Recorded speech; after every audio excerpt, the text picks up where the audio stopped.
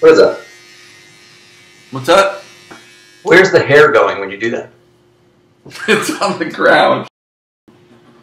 I thought it goes into the thing. No, there's no thing.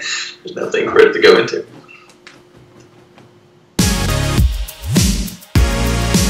On this week's installment of Brofery, check this out. She dribbles in the box. She gets hammered, smashed. Clearly a PK. What's the referee doing here? Calls it outside the box.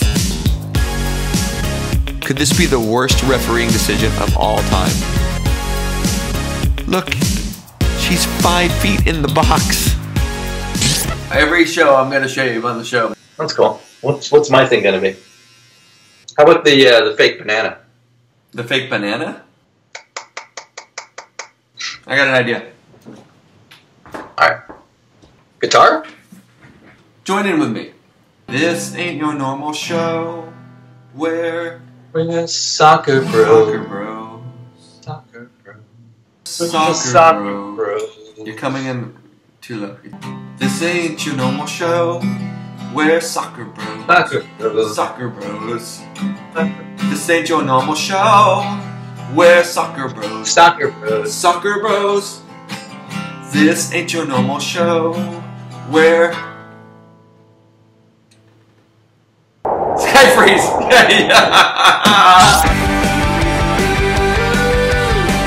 Studies have shown that chocolate milk has the optimal ratio of carbohydrates and protein to help refuel tired muscles.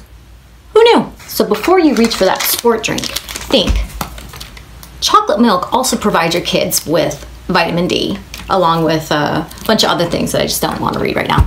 But if you have a hard time getting your kids to take their multivitamin, chocolate milk is perfect. It's full of nutrients, vitamins, minerals, all kinds of things that everybody knows all kids cannot get enough of. So that's my tip, and hopefully it will help your little one recover quickly during his or her next soccer tournament. What's up guys, Young Ronaldo here, and this is Simon Says. Today I'm going to talk about less physically developed footballers. So in America, oftentimes young, less developed football players in terms of their physical growth are overlooked by coaches and by teams because they're not physically at the standards of the rest of the players or the players that these coaches and clubs are looking for. So they get overlooked even though they might be some of the most technically gifted and talented players. And in America this is a big problem because everybody values speed and size and strength over the technical ability. The coaches need to start realizing that just because somebody's small and less physically developed doesn't mean that they can't make a difference. Size and speed will only last you so long because everybody's going to catch up there eventually. Alright, thanks for watching Simon Says, everybody. See you next week. Bye. Next time you start thinking about sitting down and watching TV, set up a drill that I like to call the side-to-side cut drill. That way during the commercials you can challenge yourself instead of just being bored watching stupid allergy commercials.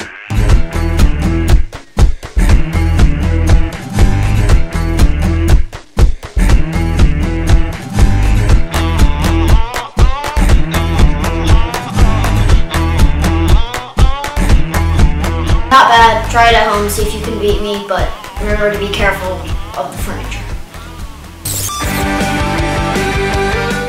The parent needs to have a much more realistic and holistic approach to what success is for their child. If you think that your kid is going to play professional soccer and you're out on the soccer field, there won't be one of those kids out of the 300 kids that are on that field that will ever make top flight football. And that is the harsh reality.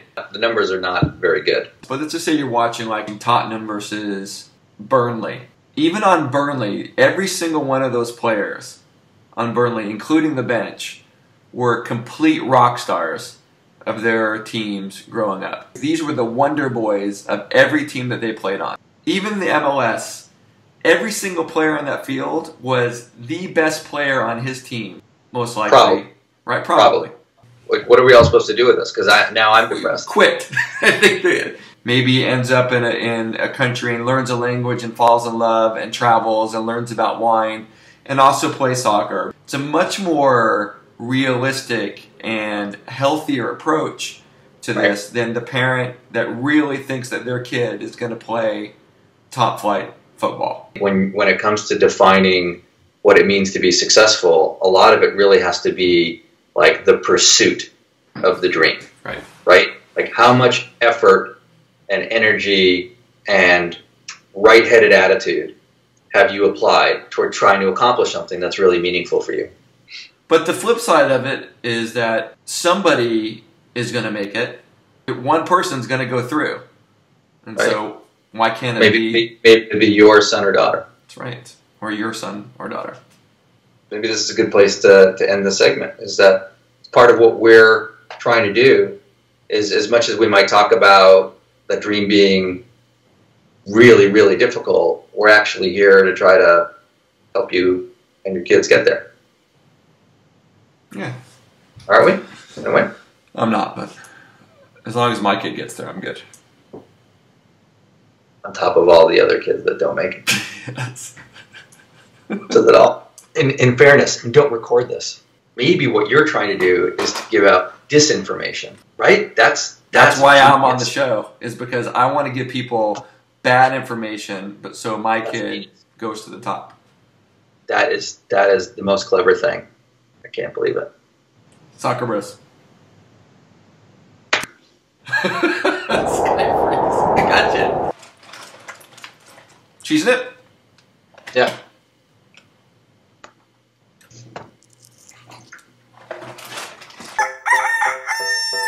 Hey, good morning everybody. I woke up with an interesting soccer thought. How do I get my kid to be on his toes more? He's too flat-footed too often. So I started thinking about tennis. Tennis players are always on their toes. They're bouncing, they're active. The same principles can apply to your son or daughter. Get them to watch some tennis.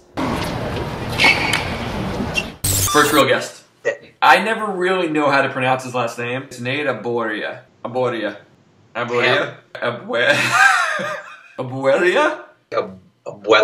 I don't know.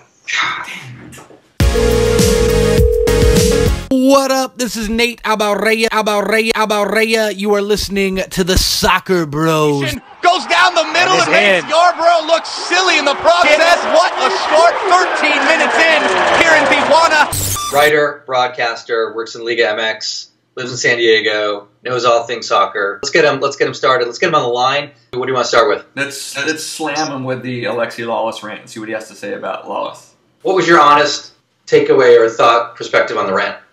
Alexi's rant was a piece of theater with a script, as any play or a piece of theater would have attached to it. But I'll tell you what, he did a damn good read-through. The supposed leaders, I will say this. All right, Tim Howard. Tim, the Belgium game ended 3 years ago. We need you to save the ball now. Jeff Cameron, clean it up or let's get someone who will. Clint Dempsey, yeah, you're a national team legend.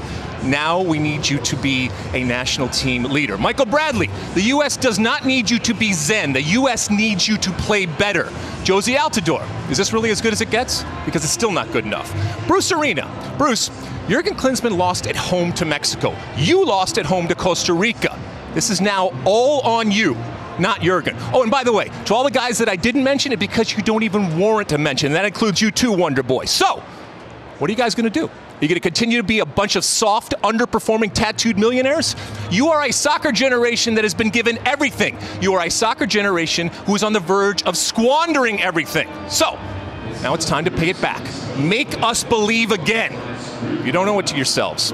You owe it to us. And I loved every bit of it. Yeah, it was a little bit contrived. It was a little bit fake. It was a little bit buzzworthy. It was a little bit going after retweets, and Fox Sports surely encouraging all of those aspects of it. But at the end of the day, it was some stuff that absolutely needed to be said. Do you think that you could find 11 players in Southern California that you could put on the field that could beat the current U.S. team?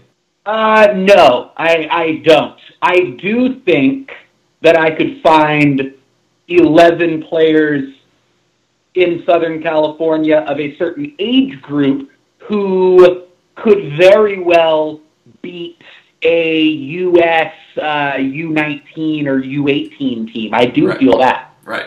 Give me a week, give me a month, give me a week to round up a team of 11 players to take on the U.S. U18s. Yeah, I think we could give them a fair test. In all seriousness, so you guys are doing something right because you're different, and that's the best possible thing. There's a million soccer podcasts, and in my opinion, most of them suck.